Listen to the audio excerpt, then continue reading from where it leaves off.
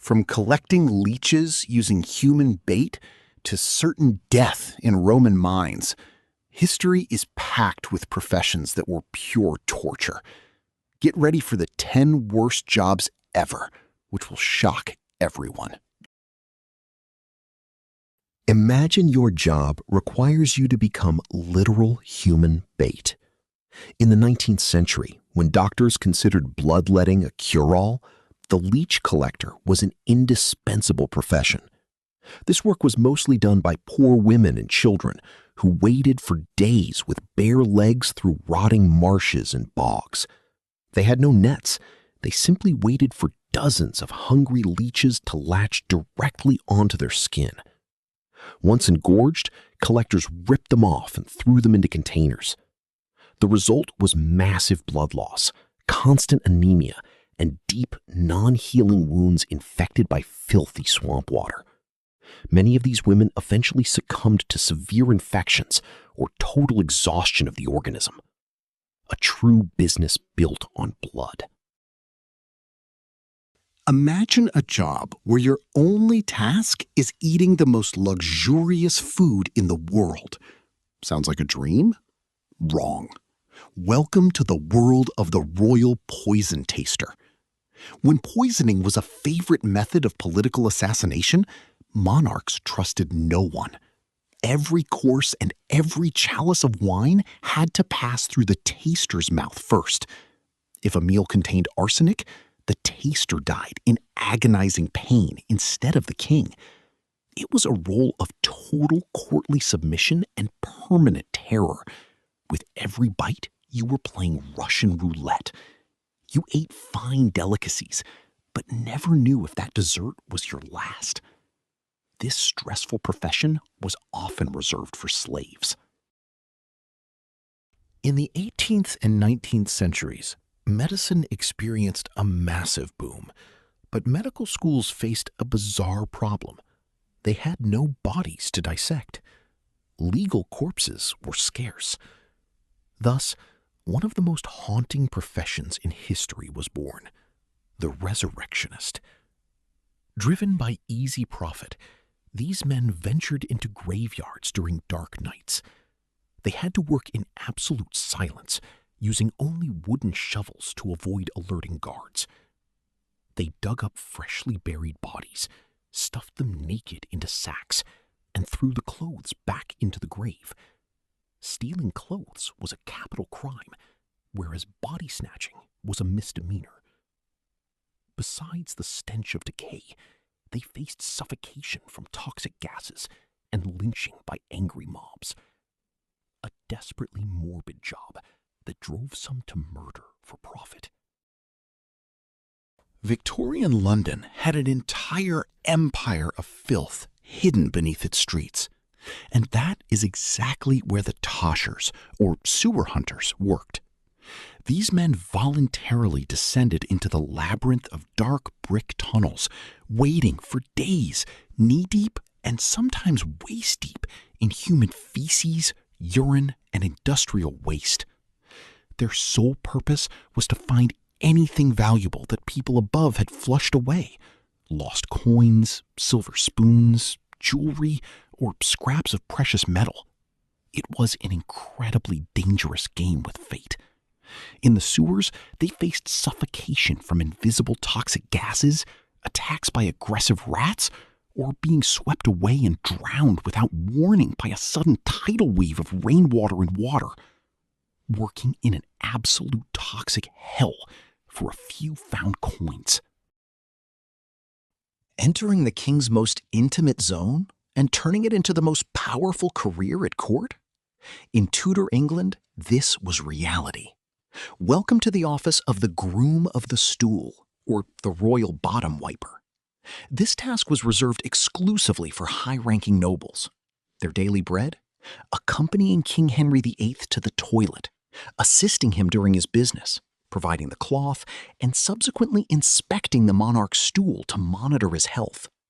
Physically, it was pure torture, but politically, it was a gold mine. During these intimate moments, the noble held the king's ear. He knew his greatest secrets, political plans, and weaknesses.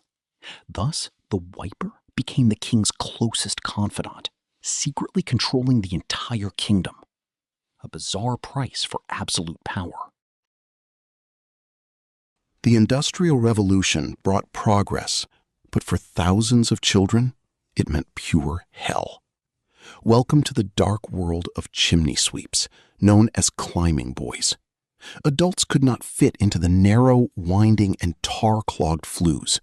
Therefore, master sweeps bought young children from workhouses, often as young as 4. These children had to climb up naked or in tattered rags to avoid getting stuck, scraping soot with bare hands. Working in pitch darkness meant a permanent risk of entrapment, burns, and suffocation. If a child's fear took over, the master lit a fire underneath to force them higher.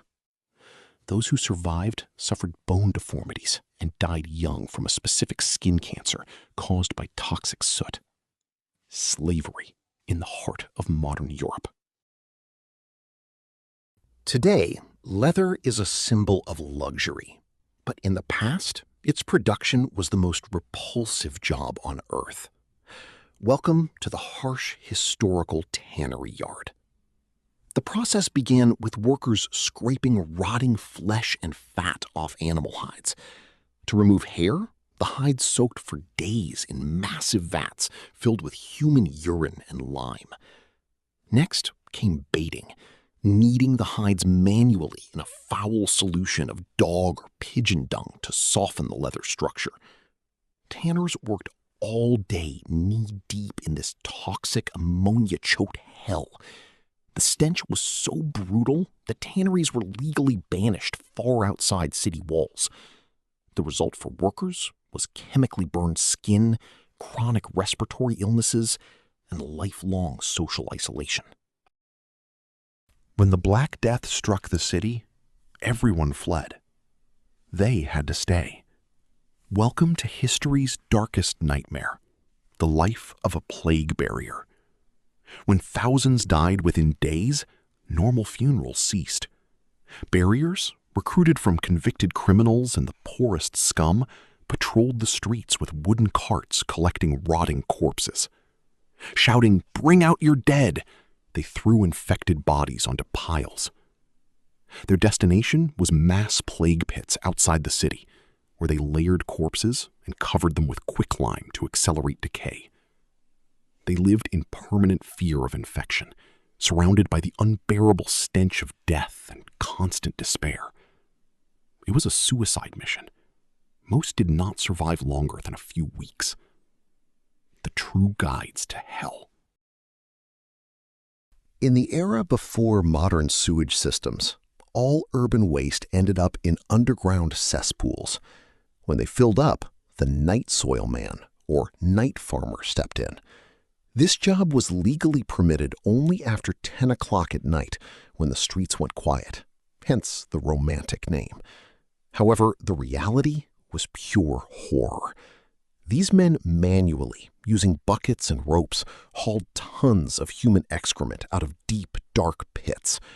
Working in pitch darkness, they suffocated on concentrated ammonia and methane, facing an immediate risk of asphyxiation or explosions from the open flames of their lanterns.